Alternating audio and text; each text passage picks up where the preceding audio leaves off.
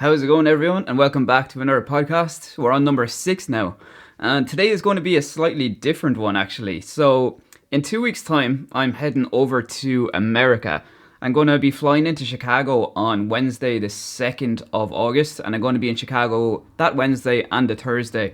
I'm going over to do some Irish history workshops. More specifically, Irish rebel song workshops. So, going to Chicago first, and I'm going over with an Irish band called Holden. And they're playing a gig in Chicago on the Thursday night. And then after that gig, we're actually driving all the way through the night to Waterloo in Iowa. Probably about a 5 or 6 hour drive. And in Iowa, I'm going to be doing 3 Irish rebel songs workshops on the Friday, the Saturday, and the Sunday. And essentially what I'm going to be doing is I'm going to be taking a couple of Irish rebel songs and breaking down the history behind them. So what I'm going to be doing on these workshops is I'm going to be taking people from 1916 up to the very end of the War of Independence, right in that main revolutionary period of Irish history. And today I'm basically just going to give you a bit of a taste of the workshop. Now, it's not going to be the same at all because this is just audio, whereas for the actual workshop I'll have like a projector and loads of different images and videos and whatnot. But this will be a little bit of an interesting talk about a couple of really famous Irish songs. So, folk music, right? Folk music is a massive part of Irish culture. If you visit Ireland, you'll hear folk music in bars, restaurants, on the street. You can't get away from it, to be honest. And it's not uncommon in Ireland to hear folk songs that are like 300 years old or 200 years old, from the 1700s, 1800s and 1900s. That is not uncommon at all, and it's absolutely incredible that these songs have lasted centuries and they're still as popular today as they ever were.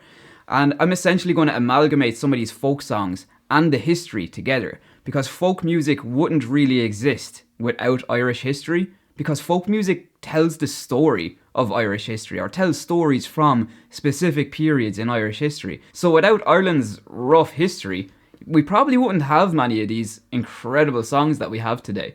So as I said, we're going to be talking specifically about a niche in folk songs, which are known as rebel songs. So a rebel song is a folk song like any other. However, what differentiates a rebel song from other folk songs is the lyrics, like what the song is actually written about. Irish rebel songs tell the story of key events in Ireland's history of rebellions, uprisings, wars, oppression, and freedom fighting. The lyrics are written about real events or people in Irish history and the struggles these people went through during Ireland's fight for independence. So before we get straight into the revolutionary period, let's look at a really rough timeline of Irish history, right?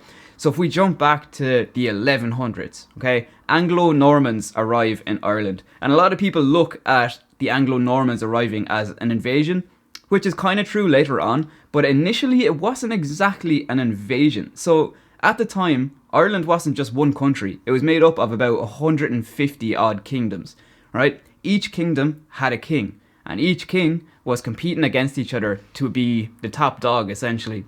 So Diarmid MacMurrough, who was king of Leinster, he lost his place on the throne and he wanted it back. So what did he do? First of all, he went to France, and he had absolutely no joy there in getting any help.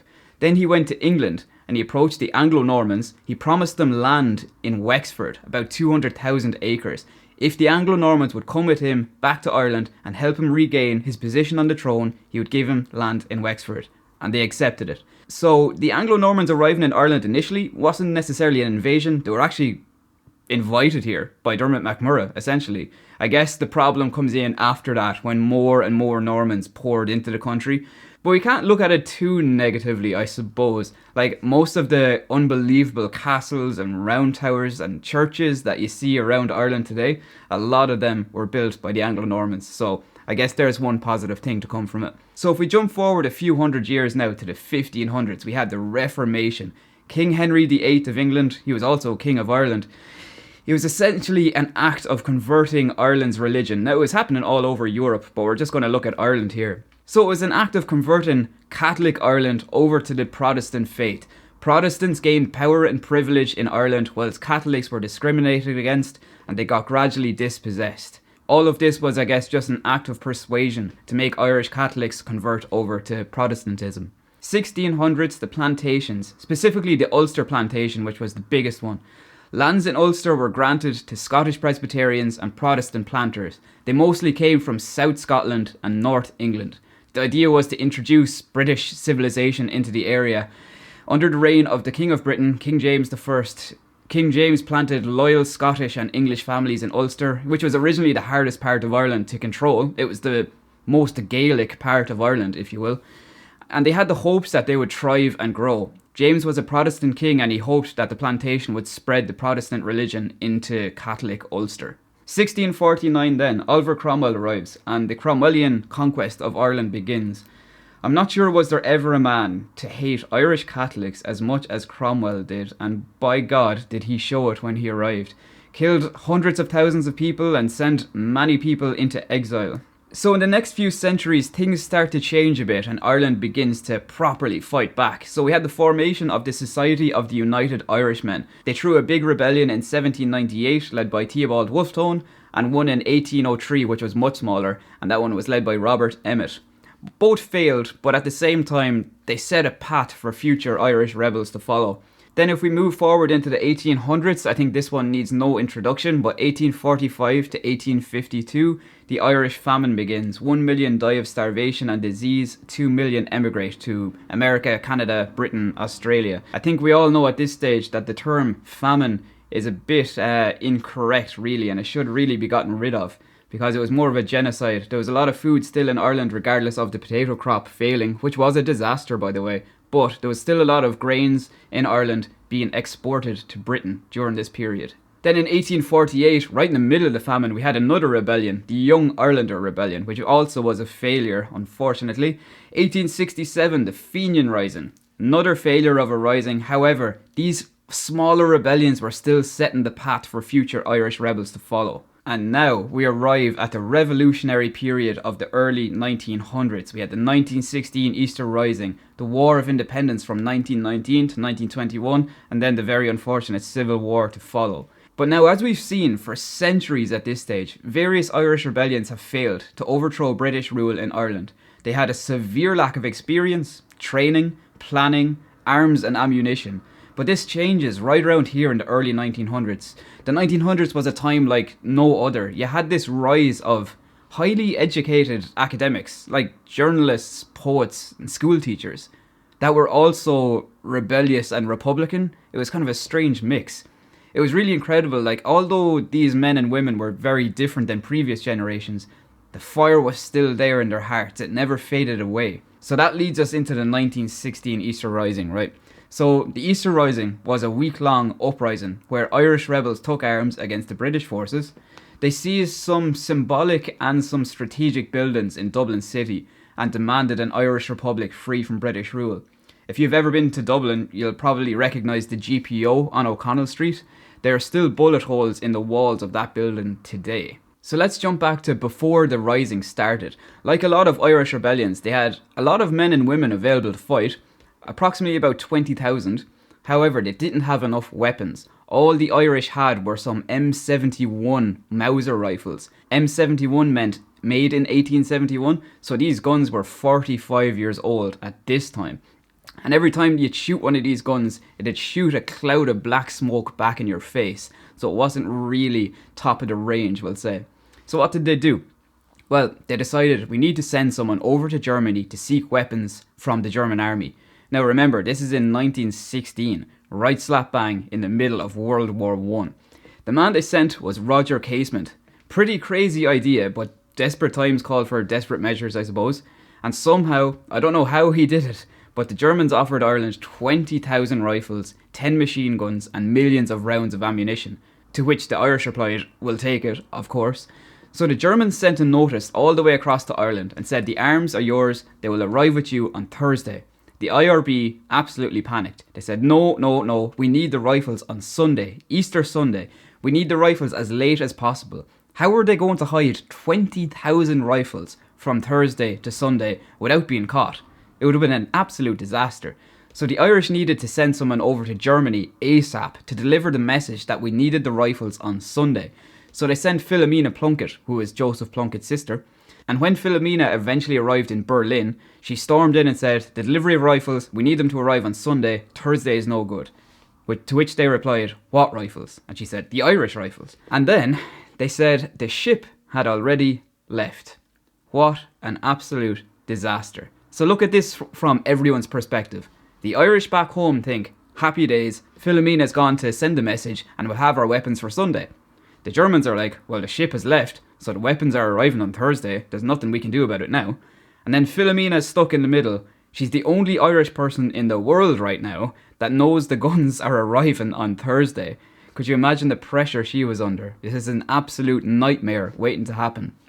So perfectly on time, the German odd ship arrived at the coast of County Kerry on the Thursday with nobody there to meet them. They started circling the area, they came under the attention of a British Royal Navy gunboat, they sailed south towards Cork Harbour, and during the chase, he scuttled his ship rather than give up the weapons. So all of the arms, the ammunition were at the bottom of the sea, days before the rising. Absolute nightmare. So, when Owen MacNeill, who was leader of the Irish Volunteers, got word that the weapons weren't coming, he sent out a notice to all the Irish volunteers to stand down. The rising wasn't going ahead, everyone stay at home. But little did the volunteers know at the time, the rising was going ahead, right? So this resulted in thousands of men not turning up. A lot of these men wanted to be there, but they genuinely thought the rising wasn't happening. The Irish had about 2,500 rebels turn up, against a force of about 20,000 British soldiers. So on Easter Monday, 1916, a group of the Irish rebels walked into the GPO with their guns and their swords. A Scottish man named James Connolly shouted, "Everybody out, we've declared a republic." He didn't exactly get the response he was hoping for, and people just looked at him like, who is this madman? But as the men began to smash the windows, they realised that this was actually happening. So James Connolly's secretary, Winifred Carney, she charged into the GPO, and she had a Remington typewriter in one hand and a Webley revolver in the other hand. I'm not sure did Employee of the Month exist back then, but if it did, I think that's the one. Next, Patrick Pearse, the author of the Proclamation of the Irish Republic, walked outside the GPO and read aloud the proclamation. "Irish men and Irish women, in the name of God and of the dead generations from which she receives her tradition of nationhood, Ireland, through us, summons her children to her flag and strikes for freedom." Again, poor Patrick Pearse, it may not have been the exact reaction he dreamt of in his mind before doing it. He announced the proclamation to about 15 to 20 people. I'm sure as he was dreaming before this, he would have imagined hundreds of people shouting and screaming back at him, but no, it was a bit of a letdown, I would say, for him. Now, within 3 to 4 hours, Dublin was mayhem. The 6-day fight had begun. As thousands of British soldiers were rushed into the country, the ports of Dublin were full of confused soldiers. A lot of these men didn't even know what country they were in. A lot of them thought they were in France. And there were actually records of some of the British soldiers getting off the ships and meeting people at the ports and saying, "Bonjour, mademoiselle." You can imagine the Irish people being like, what? You know, a lot of these soldiers, in fairness, like they had no idea where they were. 2 gunships arrived on the River Liffey, right in the middle of the city, and blew the city to pieces. On day 6, the Irish rebels were left with no options. They were forced to surrender. They were outgunned and outnumbered. The leaders of the rising were imprisoned in Kilmainham jail, and 1,800 rebels and civilians were picked up off the streets and shipped on cattle boats across to Wales and imprisoned in Frongoch internment camp. In the following weeks and months, 16 of the leaders of the rising were executed by British forces. And this leads us into our first song. So the song is called Grace. Now, this is a bold statement to make, but I genuinely believe it, and I think that this is the most loved Irish song of all time. In fact, I've got a challenge for you, right? The next time you meet an Irish person, ask them what's the most heartbreaking or the most loved Irish song of all time. I bet most of the people you'd ask this would say Grace. So why does this song have the reputation that it has? Why is it so important? So let's talk a little bit about who Grace and Joseph were. So Grace Gifford, she was a 28-year-old artist and cartoonist. She grew up in Rathmines, which is in the south of Dublin City. She went to London to study art, and she returned to Ireland in 1908. And she began to publish her cartoons in an Irish magazine called The Irish Review, which was, funnily enough, later to be edited by Joseph Mary Plunkett. One day in 1908, Grace went to the opening of a new school in Dublin called St. Enda's. She went with her sister Muriel and Muriel's husband, Tomás MacDonagh. While she was there, Tomás met one of his best friends, Joseph Mary Plunkett, and this was the first time Grace and Joseph met. So Joseph was also a 28-year-old. He was a journalist and a poet. He grew up in Upper Fitzwilliam Street in Dublin from a fairly wealthy family. He studied in England as well, but he came back to Ireland and graduated from UCD in 1909. During the planning of the Rising, he was appointed Director of Military Operations, so he was responsible for military strategy. He suffered all of his life from ill health, and he actually had an operation for tuberculosis just days before the Rising began. So on the Easter Monday, he struggled out of his sick bed, but he was helped by his aide-de-camp, who, believe it or not, was the big fella, Michael Collins. You can probably see where this is going. After Grace and Joseph met that day at the opening of the new school, they fell deeply in love. They got engaged in 1915, and believe it or not, they scheduled to get married on Easter Sunday 1916. But as you can imagine, Joseph had to cancel as he had an uprising to attend to that day. How inconvenient. And do you remember we mentioned after the Rising, 16 of the leaders were executed? Well, Joseph Mary Plunkett was one of those 16 leaders. But anyways, after the Easter Rising, Tomás MacDonagh was executed in Kilmainham jail on the 3rd of May 1916. Grace got the news that Joseph was to be executed the following morning. She ran into Dublin City, into Grafton Street, and she bought a ring in a jeweller's. With the help of a priest, they persuaded the British authorities to allow them to get married before his execution. So Grace and Joseph got married in Kilmainham Jail Chapel on the night of the 3rd of May 1916, and a few hours later, at dawn, Joseph was executed by a British firing squad. And if you find yourself in Dublin, make sure to go to Kilmainham Jail and do the tour. You'll get to see the execution yard, their jail cells, and even the chapel where they got married. And this was the story of the great Irish folk song, or rebel song, Grace. So the 1916 Easter Rising militarily was a failure, but when the 16 leaders of the Rising were executed, they swung Irish people's opinions towards republicanism and anti-British rule in Ireland, as well as driving on the already Republican people. 3 years later, we begin the War of Independence, arguably the most important years in Irish history, and the beginning of a brutal 2.5-year guerrilla war. The 1916 Easter Rising, although militarily a bit of a failure, this changed everything. And this, ladies and gentlemen, is where Ireland as a nation strikes back and takes on the might of the British Empire like it never has before. The Irish War of Independence. It was a brutal guerrilla warfare fight by the Irish Republican Army and the Royal Irish Constabulary, who were the British police force in Ireland at the time.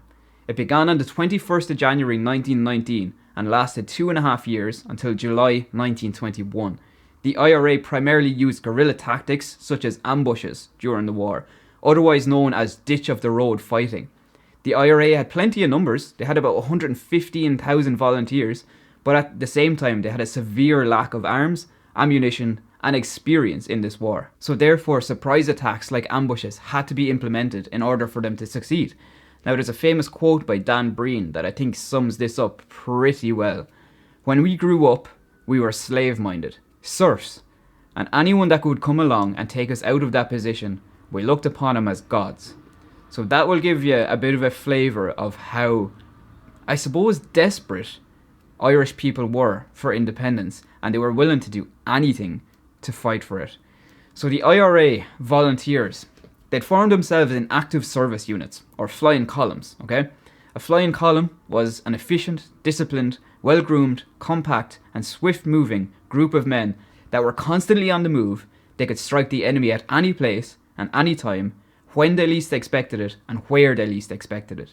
I think this is a good definition of how the IRA fought this war. Get in, attack the enemy, and get out. With a lack of arms and resources, this was the only way it could work, and they implemented it perfectly. And yes, they had their unfortunate events that happened, but the majority of the time, they were able to pull this off really well. So the first year of the war in 1919, it actually went fairly well for the Irish. The morale was high in the IRA. The morale in the RIC was beginning to deteriorate big time. They had no idea how to deal with the guerrilla tactics of the IRA. They were actually beginning to crumble. But little did we know, 1919 was nothing. And in January 1920, everything changes. The war actually properly begins now, and Ireland is met by the might of the British Empire. As the RIC were crumbling, They began recruiting reinforcements from Great Britain, and Ireland meets its opposition that would change Irish history forever.